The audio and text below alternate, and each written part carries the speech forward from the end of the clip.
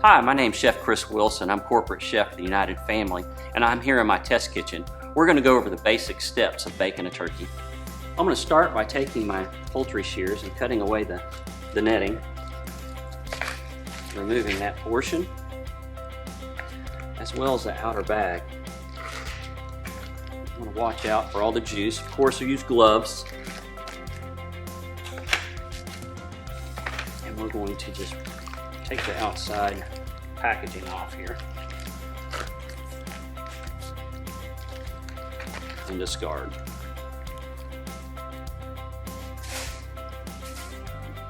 Okay, now most turkeys have the neck and giblets inside.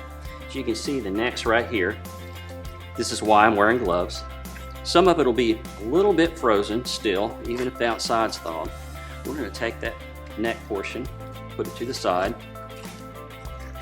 See if there's any giblets in here as well.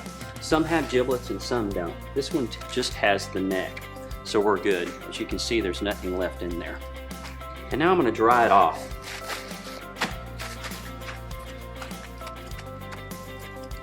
We've preheated the oven to 325 degrees already, so it's ready for the turkey when we get it prepped. At this point, if you'd like, you can brine the turkey. This gives it more moisture. A lot of turkeys on the market are already injected with brine. This natural, organic turkey is not injected with anything, so I'd probably brine this.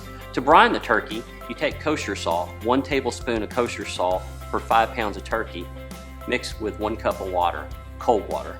You want to keep it in the brine for at least 24 hours before cooking. So what I like to do now is put aromatics inside the cavity of the turkey that gives it flavor from the inside out. We're going to start by cutting a nice sweet yellow onion. And I'm just going to rough chop this because we're not going to be using it to actually eat. We're just adding flavor. So I'll take off the layers of skin there.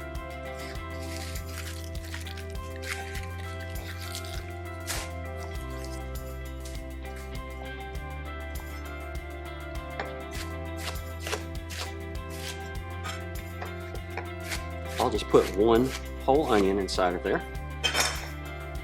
We're just gonna throw it in there. I'm also gonna add some fresh cloves of garlic here. Probably about 4 cloves to that.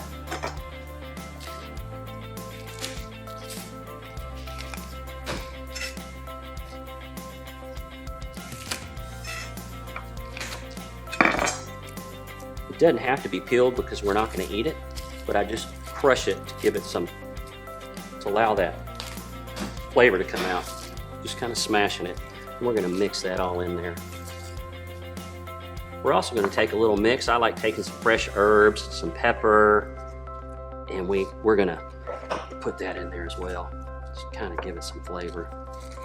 Mix that all together with the rest of our onions. And now that inside's ready. Thanks for watching. For more holiday tips, check out our website.